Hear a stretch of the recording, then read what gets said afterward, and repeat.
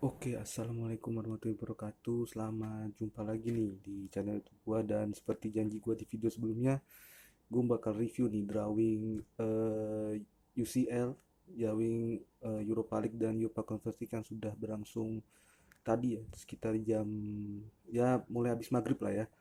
Jadi untuk UCL sendiri dimulai langsung dari babak 16 besar, sementara untuk UEL dan Europa Conference League itu dimulai dari ke knockout round playoffs dulu ya. Jadi belum 16 besar. Ini tetap 16 besar, tapi ini melibatkan tim-tim yang turun dari kompetisi di atasnya ya. Jadi ya anggapnya ini 16 besar, tapi belum menyertakan juara grup dari dua kompetisi yang gue sebutkan belakangan ya, UEL dan WCL. Jadi langsung aja kita mulai dari UCL. Ini 16 besar.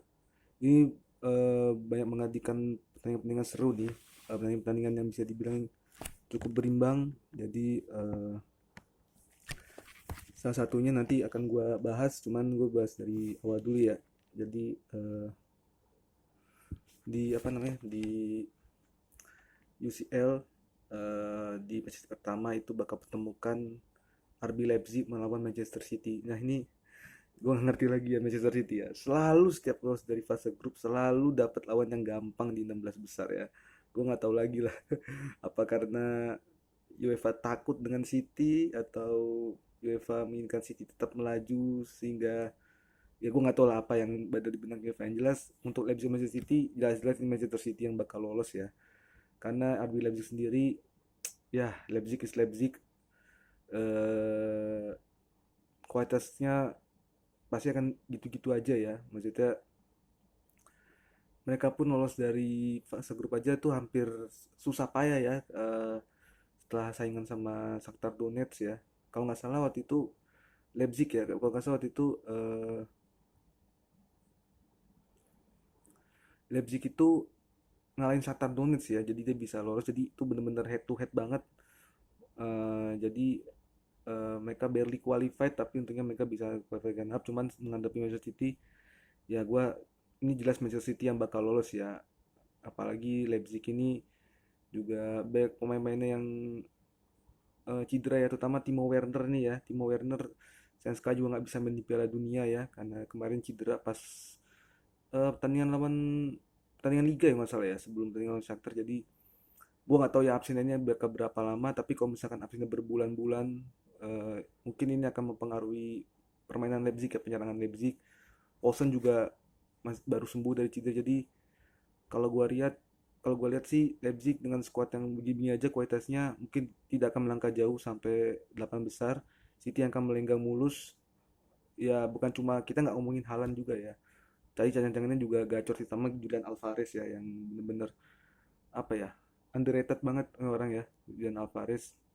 Skuadnya juga cukup merata, lumayan dalam. Jadi ya City ini pasti lolos ya ke babak berikutnya.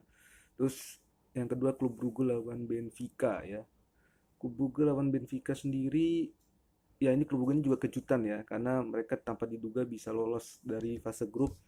Mereka bisa lolos menjadi runner up ya akhirnya ya, di bawah FC Porto, tapi bisa menyingkirkan Leverkusen atau Madrid yang notabene di atas mereka. Bahkan di fase grup mereka 3 kali menang ya di awal ya, supaya akhirnya mereka harus imbang 2 kali. Untung mereka udah lolos ya, setelah imbang di Atletico Madrid. Tapi kalau Benfica sendiri, gue mengunggulkan Benfica sih yang bakal lolos ya, karena Benfica sendiri mereka juga bisa lolos. Mereka sebenarnya lolos dari fase grup ini juga mengandalkan apa, dibantu sama hoki juga nih, sama lah, karena mereka sama Paris Saint-Germain di grup A itu poinnya sama, 14 ya. Terus selisih golnya juga sama, jumlah mencetak golnya sama, kebobolannya pun juga sama. Bahkan head to head 2 kali mereka imbang 1-1 ya, itu juga skornya identik. Benfica ini lolos ke sebagai juara grup karena faktor away goal ya. Jadi mereka mencetak gol tandang lebih banyak dari PSG. Kalau nggak salah Benfica itu 9, PSG itu cuma 6 ya. Jadi Benfica yang lolos juara grup. Nah ini menguntungkan mereka karena mereka diundi hanya lawan klub Brugge ya. Bagi gue Benfica ini bisa lolos ke 8 besar, karena klub Brugge, ya meskipun klub Brugge bisa membuat kejutan, tapi gue rasa klub Brugge tidak akan bisa melangkah jauh. Kejutan masih mungkin terjadi ya, pasti ada potensi-potensi itu, tapi gua rasa dengan skuad yang lebih mumpuni, lebih memadai, Benfica yang bakal lolos ya ke fase grup. Sorry, ke 8 besar ya. Pagi Benfica sekarang dilatih sama pelatih asal Jerman Roger Schmidt, ini memberikan warna permainan yang sangat berbeda, beda kayak tim-tim Benfica di musim-musim sebelumnya ya. Lagi banyak mengandalkan pemain dari Eropa nih kan, back importer dari Eropa. Jadi lebih berwarna ini permainan dari Benfica. Gua rasa sih Benfica yang bisa lolos ya di 8 besar.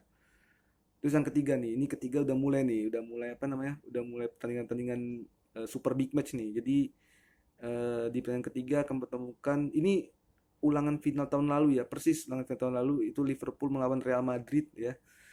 Ini big match, biasa bilang ini super big match pertama ya di babak 16 besar kali ini. Ya, Liverpool masih bisa apa ya istilahnya? Liverpool masih berharap ada kesempatan untuk balas dendam ya, karena mereka dua kali kalah di final. Pertama 2018 ya, di mana Gareth Bale itu cetak brace, dan di apa ya? Orang pasti mengingat tragedi Karius ya, yang dua kali blunder. Kemudian di final tahun lalu juga mereka sebenarnya lebih bisa mengimbangi, tapi tetap kalah oleh gol Vinicius Junior. Nah, di pertandingan 16 besar kali ini Liverpool dan Real Madrid ini kekuatannya sebenarnya berimbang ya. Maksudnya eh, mereka di berdua ini di Champions League sama-sama ini ya, sama-sama stabil sebenarnya mereka ya. Jadi kalau Real Madrid kan mereka nggak pernah kalah. Sorry, kalah ya, kalau kalah sekali ya lawan Leipzig ya. Beda sama juga kayak Liverpool ya, kalah lawan Napoli.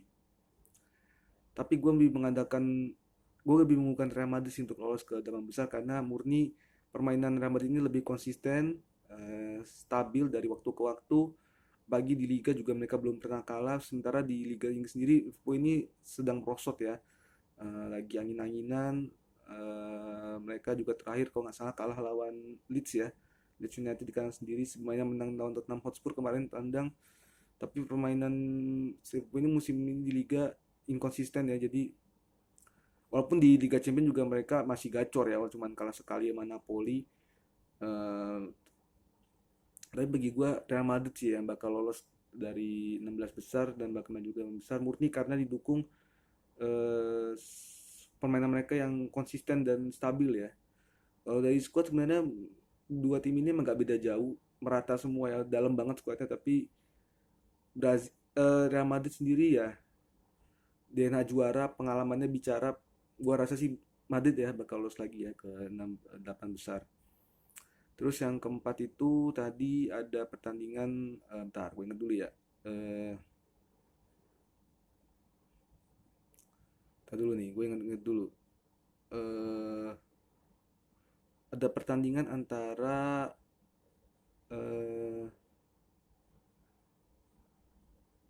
Inter Milan ya, Inter Milan FC Porto ya. Jadi Inter Milan FC Porto, Inter Milan ini lolos sebagai runner up grup ya, di bawah Bayern Munchen, akan menghadapi juara grup B itu Porto, yang di atas kertas Porto sama Inter Milan ini sebenarnya berimbang ya. Maksud gue Porto memang skuadnya nggak banyak pemain bintang, tapi mereka sebagai tim udah solid banget, apalagi dilatih sama Sergio Conceição ya, yang udah lama banget ngelatih ini. Kok nggak salah sekitar 3 tahunan ya, 3 tahunan ya. Udah sekitar 3 tahunan, sampai sekarang ini. Porto juga memang spesialis sih kalau di Liga Champions, mereka selalu bisa lolos dari fase grup ya. Jadi tidak bisa dengan juga Porto. Sementara Inter Milan sendiri juga, gue cukup surprise dengan Inter Milan ya. Mereka bisa menyingkirkan Barcelona untuk menjadi runner up. Eh, tapi di Liga juga mereka lagi turun, apa ya, turun drastis ya kalau di Liga gue. Karena kemarin juga terakhir kalah Juventus ya di Derby Italia 2-0. Tapi kalau gue ngelihat sini, gue mengunggulkan Inter Milan ya, karena Inter Milan sendiri didukung skuadnya yang lebih mumpuni ya, lebih baik pemain bintangnya macam Zeko, Lukaku ya kan, Lautaro.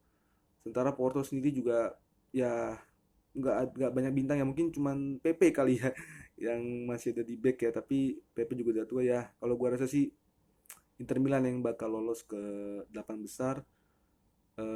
Apalagi Inter Milan juga bakal main kandang sendiri pertama ya. Ini faktor San Siro ini bisa dimaksimalkan penuh karena mereka bisa makan Barcelona di waktu di fase grup tuh juga dimainin di San Siro ya. Jadi mungkin pertandingan leg pertama akan menentukan ya bagi kedua tim. Kalau misalkan Inter bisa menang, mungkin selisih golnya ya mau berapa skornya mungkin Inter punya peluang lebih besar. Tapi kalau Porto bisa cetak gol tandang bahkan bisa eh, dapat hasil imbang gitu ya.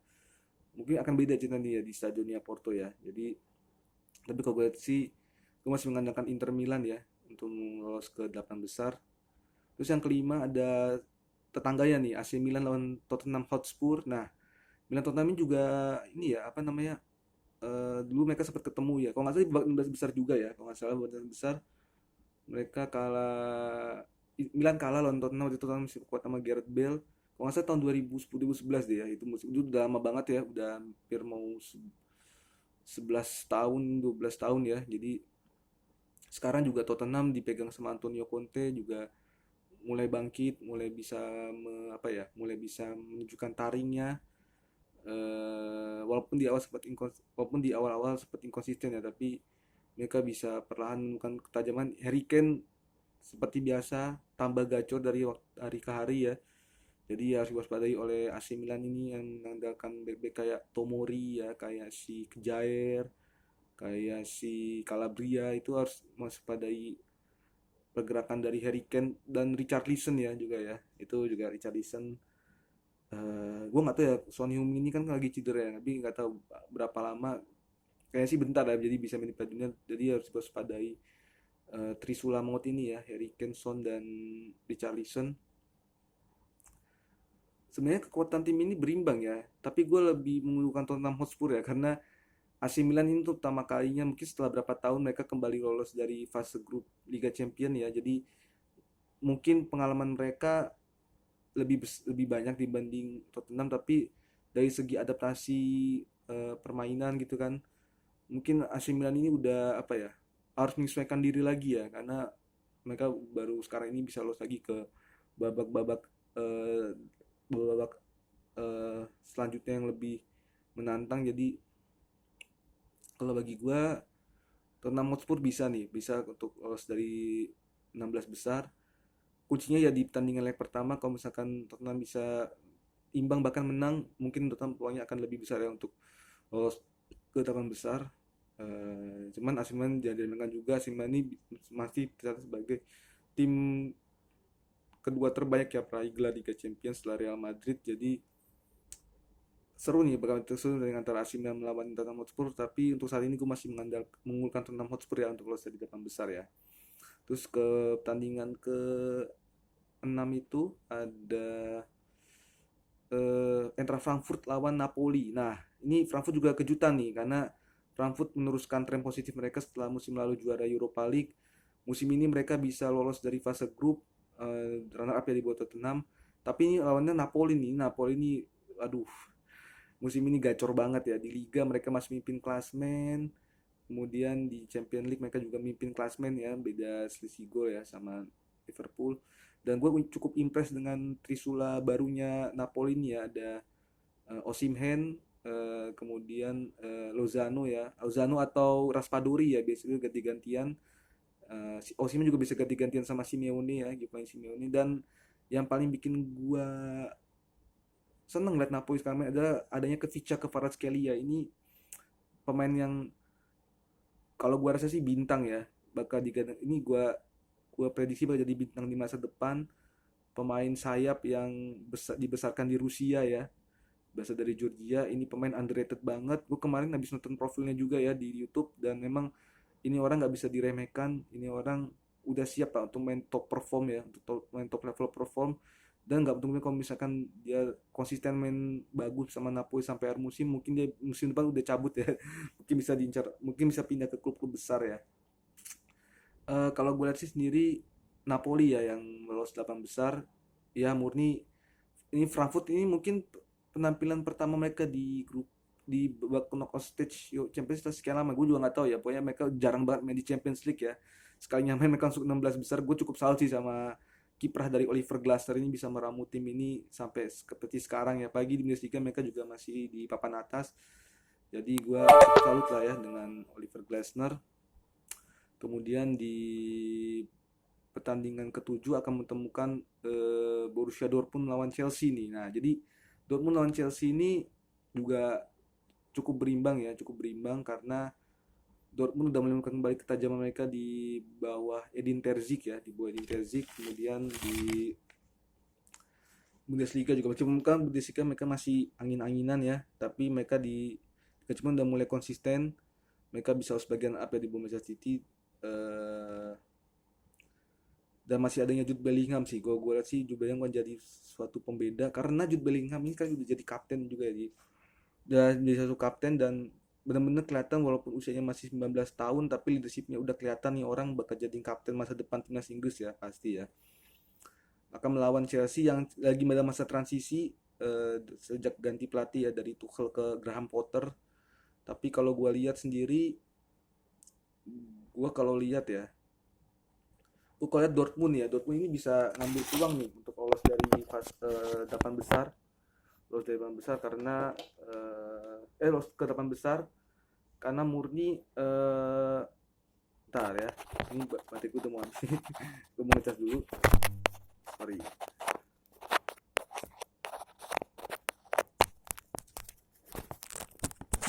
Oke, ya maaf ya guys, saya baterainya tadi udah mau habis jadi gue cas dulu, tapi aman sekarang kita bisa bahas lagi ya. Oke, jadi kita melanjutkan yang tadi. Jadi Borussia Dortmund lawan Chelsea sendiri, kalau gue lihat Borussia Dortmund punya peluang yang cukup besar terus dari 8 besar, terus dari 16 besar ke 8 besar. Mungkin karena Chelsea ini masih dalam masa transisi ya, baru ganti pelatih dan juga Graham Potter juga meskipun bisa membagikan tim ini dari kekalahan lawan Dinamo Zagreb juga di liga mereka masih apa ya, masih belum mengang performa terbaik ya. Sejak kemarin dibantai Brighton, mereka juga kalau lawan Arsenal di kandang sendiri masih butuh waktu lah ya untuk adaptasi. Meskipun skuadnya juga, gua rasa sih skuadnya juga masih mumpuni ya untuk bersaing ya. Tapi banyak cedera juga ya karena Kante cedera ya kan, terus Chilwell cedera ya kan, Rhys James juga cedera. Jadi apa istilahnya ya? Banyak juga pemain yang lagi out of form ya, kayak Jorginho, kayak Mendy. Mendy kan ketika Kepa ya, tapi kalau gue lihat sendiri ya, gue bisa mengambil kesempatan ini dan kalau gue lihat Domus bisa dipegang Edin Terzic ini, mereka kayaknya lebih fokus ke Liga Champion ya. Mungkin mereka mengalihkan fokus ke Liga Champion karena kan mungkin kalau Meksiko udah berat ya, udah berat ya. Juaranya pasti itu lagi lah ya. Makanya mereka sekarang mengalihkan fokus ke Champion. Mereka serius banget di sini. Gue rasa sih Dortmund bisa ngambil peluang ya untuk lolos, dan gue mengunggulkan Dortmund untuk lolos di 8 besar. Ini karena Dortmund lebih stabil mainnya sejak dipegang lagi Edin Terzic, dan seorang Graham Potter masih butuh waktu lah ya untuk adaptasi dengan Chelsea. Gua rasa sih Chelsea jangan pecat dulu lah Graham Potter, berikan dia kesempatan untuk meramu tim mungkin kita 2 sampai 3 tahun. Gue yakin Chelsea akan kembali bangkit, tapi untuk sekarang Dortmund ya yang gue jagokan untuk kelas 8 besar. Dan pertandingan terakhir nih, ini terakhir ini adalah super big match yang ketiga nih ya. Kalau yang kedua kan tadi kan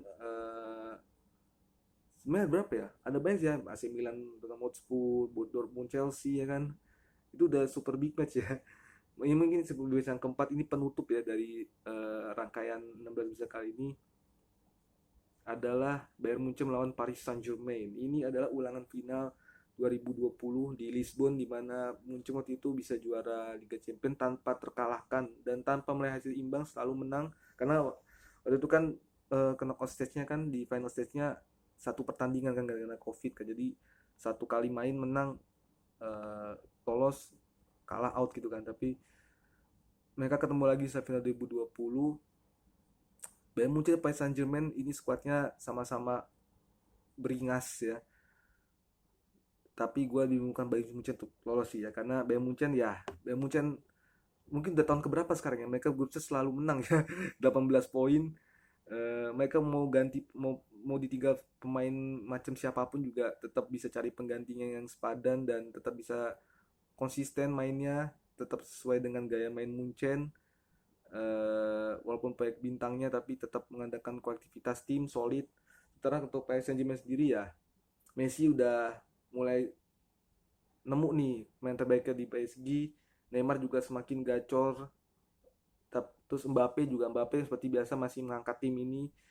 Tapi kalau gue lihat PSG mengadakan tiga orang ini gitu loh, di belakangnya, di backnya mungkin kalau Ramos main mungkin punya peluang ya untuk mengimbangi, tapi kalau gue rasa sih Bayern Munchen lah yang bakal lolos ya dari 16 besar, murni karena Munchen selalu konsisten main tahun ke tahun, selalu stabil, dan itu membuktikan bahwa anggapan tentang Farmers League itu gak terbukti ya, karena meskipun mereka juara terus tapi mereka champion juga bisa perform ya, juga bisa perform. Jadi mereka bisa kehilangan Lewandowski pun mereka ganti sama Sadio Mane juga tetap bisa ngisi ya kekosongan itu. Bahkan Erik Maxim Choupo-Moting juga sekarang udah mulai menunjukkan tajinya ya, gila Choupo-Moting men. Gue salut sih sama Choupo-Moting ya. Choupo-Moting nggak bakal ketemu sama PSG lagi nih kan di mantan klubnya. Jadi kalau gue rasa sih Bayern Munchen, PSG Saint-Germain, Munchen yang bakal ke 8 besar, PSG kayaknya harus tersingkir dulu nih 16 besar nih. Jadi mereka kalau mengandalkan tiga orang itu, mungkin kalau tiga orang itu top perform, bisa mengejutkan ya, mungkin bisa mengambil kemenangan atau bahkan hasil imbang. Tapi kalau enggak ya Bayern Munchen mungkin yang akan lolos lagi ya ke 8 besar ya. Jadi tadi ada ada Manchester City, ada Benfica, ada Real Madrid, ada Tottenham Hotspur, ada Napoli, Borussia Dortmund, Inter Milan, sama Bayern Munchen ya. Itu yang gue jagokan bakal lolos ke 8 besar ya. Oke, itu sekian dulu ya review UCL. Nanti gue bakal bikin review drawing UEL juga dan USL. Yang UEL ini adalah nanti satu pertandingan yang seru ya. Tapi untuk saat ini sekian dulu. Jangan lupa untuk selalu like, share, dan subscribe. Silahkan juga komen tim jagoan kalian yang kalian favoritkan untuk lolos itu tim apa ya. Oke, sekian dulu.